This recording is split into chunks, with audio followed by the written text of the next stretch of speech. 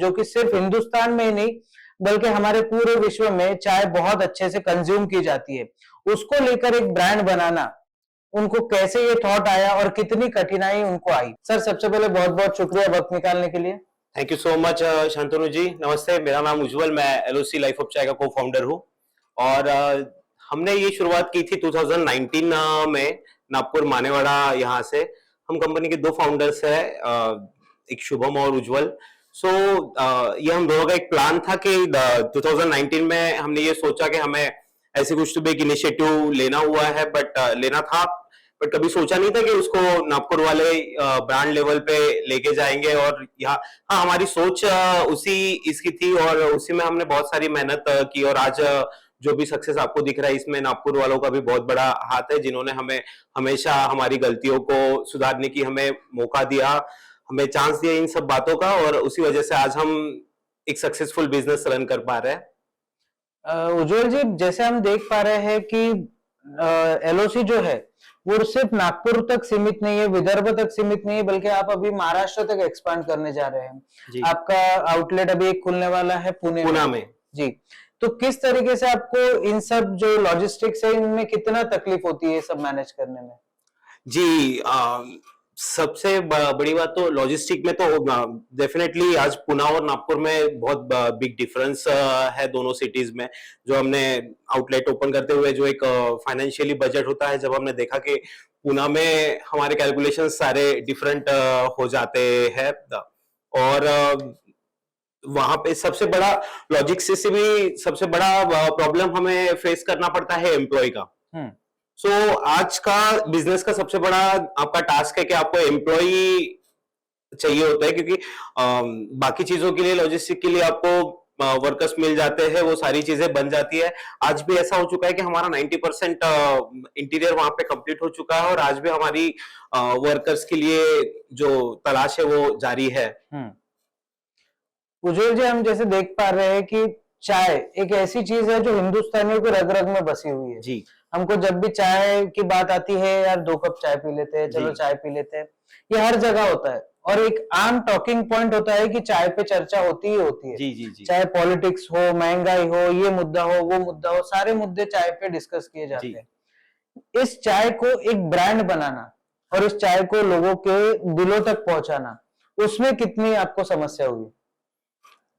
जी, हमारे पहले दिन से कोशिश तो यही थी कि लोगों को एक प्योर देना है, प्योर टेस्ट देना है। हमारा जब भी हम प्रोडक्ट का कोई टेस्ट करते थे या लोगों को पिलाते थे, तो यही कोशिश रहती थी कि जो आप हमेशा अपने घर पे खुद के लिए एक पर्सनल चाय खुद की इस पे जो बनाते हो, तो वही चाय हम हमेशा लोगों को देने की कोशिश की, और लोगों को हमेशा वो पसंद आती रही। हम हमेशा उनसे फीडबैक लेते रहे और उस पे काम करते रहे प्रोडक्ट को, जो आज नागपुर में बहुत अच्छे तरीके से हम एक अच्छा टेस्ट दे रहे हैं, एक अच्छा चेन रन कर पा रहे हैं। उज्जवल जी, जिस तरीके से नागपुर का आपका पहला आउटलेट था मानेवाड़ा में, जी, वहां के टेस्ट में और अभी का जो पुणे का आउटलेट है उसके टेस्ट में क्या कोई डिफरेंस आएगा? क्योंकि जो रॉ मटेरियल्स है वो कुछ अलग यूज हो रहे हैं या सेम टेस्ट रहेगा? जी, हमारी कोशिश तो यही रहती है, क्योंकि हमारा पहले से विजन रहता है रहा है कि हमें इंडिया के हर कोने में पहुंचना है। तो हमने प्रोडक्ट्स भी हमारे इसमें वैसे ही ऐड ऑन किए हुए हैं कि जो ऑल इंडिया लेवल पे आपको अवेलेबल हो जाए। तो टेस्ट में तो कोई डिफरेंस नहीं आने वाला है। वहां पुणे और नागपुर दोनों सिटीज में आपको एलओसी का वही टेस्ट वहां पे भी कंटिन्यू होगा। हमने देखा है कि एलओसी चाय की कई सारी फ्रेंचाइजी आपने ऐसे टाइम पे ओपन किए, आउटलेट्स ऐसे टाइम पे ओपन किए जब कोविड लग गया था। उस समय आपको क्या समस्या है? क्योंकि कोविड के टाइम में हमने देखा बड़े बड़े ब्रांड्स को बहुत दिक्कतें आने लग गई थी, और तब एलओसी धीरे धीरे डेवलप हो रहा था, आगे बढ़ रहा था। तब आपको क्या समस्या फेस करनी पड़ी और किस तरीके से आपने वो टैकल किया कोविड पीरियड? जी, जैसे मैंने कहा आपको कि हमने शुरुआत 2019 में की। जी, हम दोनों मिडिल क्लास फैमिली से बिलोंग करते हैं, तो हमारे पास फाइनेंशियली भी उतना ही था जितना हमने हमारे जॉब से जमा किया हुआ था। तो कुछ 2-3 लाख रुपए हमारे पास फाइनेंशियली अवेलेबल थे, और उस पहली शुरुआत में हमें शायद 8 से 9 लाख रुपए लग गए थे, जो हमने किसी मार्केट से भी किसी अपने से उधार लिए थे। तो जब हमारी वो शुरुआत हुई, और साल भर हमने इस तरीके से डेडिकेशन उसको दिया हुआ था कि हम दोनों ने हमारे खर्चों के लिए कोई पैसा नहीं उठाया, बस हमने जिनका देना था उनको दे के सबसे पहला विजन हमारा वही था कि हमें एक सेकंड आउटलेट ओपन करना है, जो 2019 में ही एंड में हमने एक इतवारी वाला आउटलेट हमारा ओपन किया था। और जैसे ही उसको 4 महीने हो गए थे और हमें उसको क्लोज करना पड़ा due to Covid. Covid. Then फिर से वही जीरो से हमारी शुरुआत फिर से जीरो पे ही आ गई थी। और फिर से 2021 में जब ऑनलाइन वाला सीन थोड़ा सा आया था कोविड का कि भाई आप ऑनलाइन बिजनेस कर सकते हो, क्योंकि हमें हमारे एम्प्लॉयज को भी चलाना था, हमारा रेंट भी हमें पे करना था, तो तब हमने वो ऑनलाइन का थोड़ा सा ये करने के बाद धीरे धीरे उसको हमने डेवलप किया। कहीं ना कहीं आपको इस पीरियड में डिमोटिवेशन नहीं हुआ कि यार मैंने अभी जस्ट आउटलेट स्टार्ट किया है और कोविड आ गया, उसके बाद में मार्केट से इतना पैसा उठाया हुआ है, कैसे देंगे, क्या करेंगे? कभी आपके माइंड में ऐसा डिमोटिवेटेड आप रहे? जी, डिमोटिवेट तो कभी नहीं था, क्योंकि ऐसा था कि अपने काम पे और अपने मेहनत पे पूरा भरोसा था हम दोनों को भी।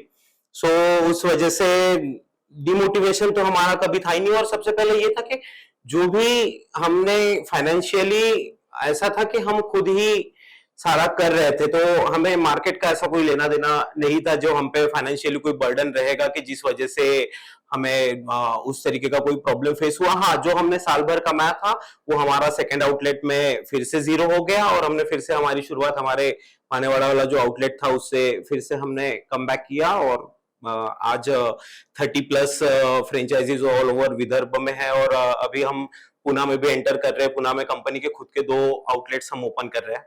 हम जैसे देख पाते हैं कि जब आपका फर्स्ट आउटलेट था तब जो शेफ नहीं हुआ करते होंगे, हाँ, क्योंकि हाँ, उतना फंड्स नहीं, हाँ, क्योंकि स्टार्ट कर रहे हैं। हाँ, हाँ, तो जो चाय बनाने का था, हाँ, हाँ, कौन बनाता था, किस तरीके से वो मैनेज होता था सब हाँ, चीजें? हाँ।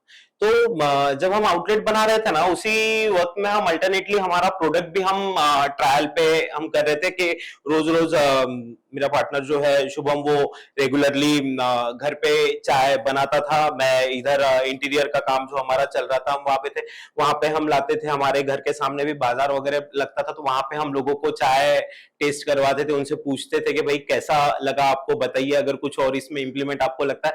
तो ऐसे कर कराते जो हमारा ओपनिंग का दिन था उस दिन तक हमने एक अदरक चाय हमने खुद बिल्ड की थी। हमारे पास एम्प्लॉय की बात करें तो तभी भी एक ही एम्प्लॉय हमारे पास था। जो इनॉग्रेशन का हमारा दिन था उस रात को 2 बज गए थे हमें सारा वाइंड अप करते करते, और मॉर्निंग में 5 बजे हमने वो शॉप ओपन की थी। बट उस दिन भी ऐसा था कि वो एम्प्लॉय बोला कि सर मैं आज नहीं, अभी नहीं आ सकता। तो फिर शुभम की सिस्टर, मैं और शुभम और एक एम्प्लॉय था हमारे पास, ऐसे 4 लोग हम मॉर्निंग में 5 बजे वहां जाके हमारा शॉप ओपन किए। मैं झाड़ू लगा रहा था, शुभम चाय बना रहा था, उसकी सिस्टर काउंटर पे बैठी हुई थी, और 7 बजे पहला कस्टमर हमारे पास आया था। अच्छा, आपको टाइमिंग याद है? जी पहला जी जी, customer पक्का का? पक्का टाइमिंग याद है, क्योंकि हम जो एक्साइटमेंट में रात भर सोए भी नहीं थे, मॉर्निंग में उठ के जब 5 बजे वहां जाके हमने वो ओपन किया, और हम देख रहे कि भाई अभी कोई आएगा, अभी कोई, क्योंकि उसके पहले फ्री की चाय पीने के लिए बहुत लोग आते थे। और जिस दिन ओपनिंग हुआ उसके बाद पहला कस्टमर आने के लिए 7 बज गया था। बट उसका आज भी वो हमारे कांटेक्ट में है। हमने हमारे 5 साल जब कंप्लीट हुए तब भी उनको बुलाया था, और हमेशा उनके लिए हमारे एलओसी में एक सीट तो हमेशा वैकेंट रहती है। हम लोग देखते हैं कि ब्रांड जब बड़ा हो जाता है तो जनरली वो अपने चीजों पे ध्यान नहीं दे पाता, क्योंकि बहुत सारी समस्या आती है, उनके ऊपर में बहुत सारा बर्डन होता है। कई टेस्ट में कॉम्प्रोमाइज कर देते हैं, कई रेट्स बढ़ा देते हैं, या बहुत सारी चीजें उनको करनी पड़ती है।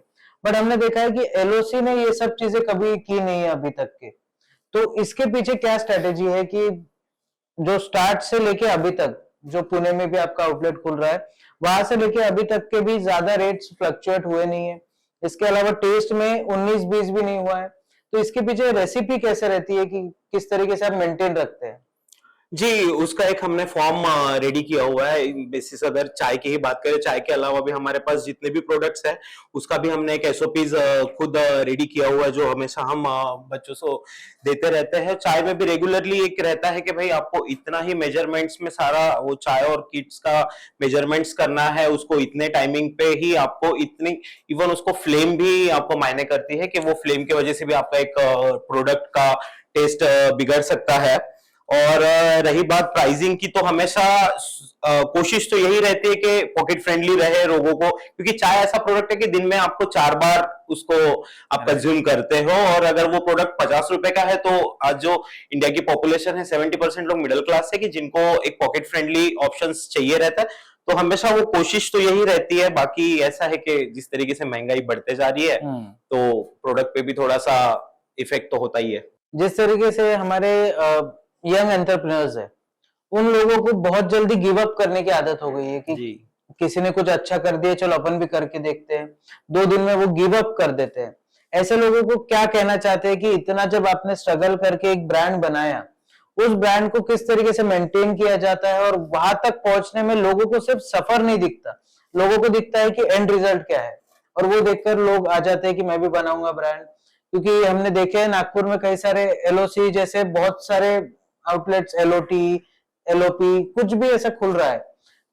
तो उनको क्या सलाह देना चाहेंगे जो यंग एंटरप्रेन्योर्स है? जी, जैसे कि मुझे पर्सनली भी एक एक्सपीरियंस है कि हमारे पास भी फ्रेंचाइजीज के लिए बहुत से लोग इंक्वायरी करने आते हैं।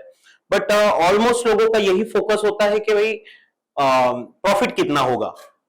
कैसे कि मेरा उनको बोलना ये रहता है कि भाई एलओसी है, हमने एक अच्छा एक बिल्ड किया हुआ है, हमने सारी चीजें समझी हुई है, वही हम आपसे शेयर करेंगे। बट ये कोई जादू की छड़ी नहीं है जो आप एलओसी का बोर्ड लगा लोगे और वो आपको इनकम आना स्टार्ट हो जाएगा। उसके लिए आपको भी वहां पे एक पेशेंसफुली थोड़ा सा वक्त देना पड़ेगा। एक ऐसे पकड़िए कि एक बच्चा होता है ना, जब एक बच्चा जन्म लेता है और वो साल भर आपको उसको एकदम से माँ के गोद में ही रखना पड़ता है, वैसा आपके बिजनेस को भी, वो कोई भी बिजनेस हो सकता है, बट उसको आप इसी तरीके से रखिए कि भाई 1 साल तो धूप छाव बारी ठंड ये सारी चीजें मुझे उसमें उसको देखनी है, और देन ही मैं एक सोच सकता हूं कि भाई मेरा बिजनेस, तो आपको मिनिमम 1 साल तो अपने बिजनेस को इस तरीके से देना है, पेशेंस रखना है। प्रॉफिट से ज्यादा उस प्रोडक्ट पे आप काम कीजिए, आप कस्टमर सर्विस पे काम कीजिए कि भाई जैसे चाय की बात करें तो आज एलओसी इस तरीके से है कि भाई आजू बाजू में आपको 10 जगह चाय मिल जाएगी, बट एलओसी में एक आपको एक्सपीरियंस हम देते हैं। एक क्वालिटी के साथ साथ एक एक्सपीरियंस होता है कि भाई 10 रुपए के पीछे भी आपको एक 100 रुपए की जो सर्विस दी जाती है। तो यही मेरा हमेशा बोलना रहेगा कोई भी बिजनेसमैन जो भी न्यू कमर्स है, कि पेशेंस रखिए, थोड़ा वक्त दीजिए अपने बिजनेस को, लोगों की सुनिए, उनके रिव्यूज, उनके कमेंट्स जरूर अप्लाई कीजिए, और उसी से आपको सक्सेस जरूर मिलेगा। बहुत बहुत शुक्रिया उज्जवल जी वक्त निकालने के लिए। आशा करते हैं कि इनका जो नया आउटलेट जो पुणे में खुलने जा रहा है, एलओसी ऐसे ही नागपुर वासियों के साथ पूरे महाराष्ट्र में एक्सपांड कर कर उनको अच्छी चाय प्रोवाइड कर सके। धीरे धीरे जिस तरीके से नए बिजनेसमैन और आते जा रहे हैं, उससे नागपुर का भी ग्रोथ हो रहा है और साथ ही साथ लोगों का भी ग्रोथ हो रहा है। अब देखना यह है कि एलओसी का पुणे का आउटलेट उतना कितना सक्सेसफुल होता है जितना ही नागपुर में इनको प्यार मिला है। थैंक यू सो मच दोस्तों। 27 जून को हमारा ये आउटलेट बानेर में ओपन हो रहा है, और एक सेकेंड आउटलेट हमारा विमान नगर में ओपन हो रहा है। सो जैसे आपने नागपुर में हमें प्यार दिया है, मेरे कुछ भाई बहन जो पुणे में भी है और पुणे वासी सुद्धा जो भी, वो हमें इसी तरीके से प्यार देंगे, इसी आशा के साथ। Thank you so much. तो ये थे उज्जवल सहारे। अभी हाल ही में इनका पुणे में एक स्टोर ओपन होने वाला है एलओसी का। अब देखना यह है कि कितने लोग इनको वहां पे प्यार देते हैं, क्योंकि नागपुर में बहुत बेशुमार प्यार इनको मिला है।